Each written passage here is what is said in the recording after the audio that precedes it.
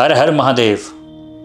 પવિત્ર શ્રાવણ માસમાં પ્રસ્તુત છે ભગવાન શિવ મહિમાની સાથે દ્વાદશ જ્યોતિર્લિંગનું પૌરાણિક મહાત્મ્ય અને તેની ઐતિહાસિક ગાથાઓ.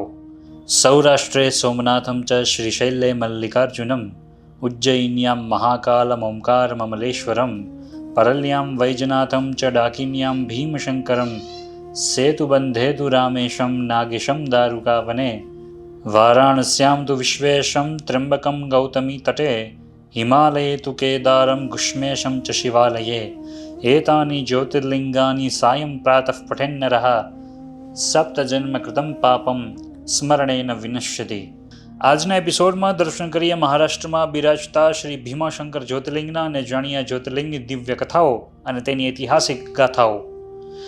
ભીમાશંકર જ્યોતિર્લિંગની બીજી કથા સંકળાયેલી છે દૈત્યરાજ પુત્ર ભીમાસુર સાથે. પદ્મપુરાણ અનુસાર પ્રાચીન કાળમાં ડાકિની વનમાં દાનવરાજ કુંભકર્ણનું રાજ હતું. પોતાના બળથી તેણે આસપાસના વિસ્તારોમાં ભારે ત્રાસ ફેલાવ્યો હતો.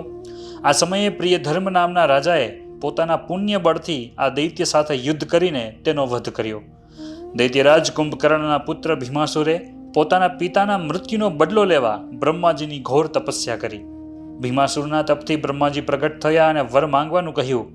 વર માંગતા ભીમાસુરે કહ્યું કે મને પ્રચંડ સામર્થ્ય મળે અને કોઈ માનવથી મારું મૃત્યુ થઈ શકે નહીં. બ્રહ્માજીએ તથાસ્તુ કહ્યું. વરદાન મળ્યા બાદ ભીમાસુર અધિક ઉન્મત્ત થયો. તેણે પોતાની સેના સાથે પ્રિયધર્મના રાજ્ય પર હુમલો કર્યો. ભીમાસુરે જોયું કે પ્રિયધર્મ ભગવાન શિવની પૂજામાં મગ્ન હતા. ત્યારે ભીમાસુરે તેના પર પ્રહાર કર્યો, પરંતુ પ્રિયધર્મની ભક્તિથી પ્રસન્ન થઈને શિવજી પ્રગટ થયા અને શિવલિંગમાંથી પ્રચંડ જ્વાળાઓ નીકળવા લાગી અને ભીમાસુર આ જ્વાળાઓમાં ભસ્મીભૂત થયો. પોતાની રક્ષા કરતા પ્રિયધર્મએ શિવજીને સદાયને માટે અહીં જ રહેવા પ્રાર્થના કરી.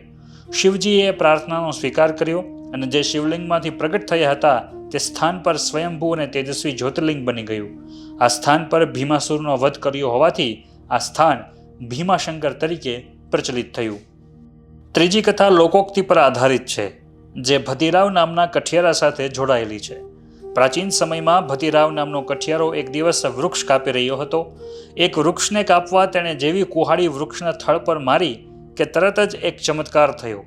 કુહાડી લાગેલ એ થડમાંથી લોહીના ફુવારા નીકળવા લાગ્યા. આ જોઈને ભતીરાવ ગભરાયો અને તેણે આ વાત ગામ લોકોને કહી. ગામ લોકો પણ આ જોઈને અચંબિત થયા.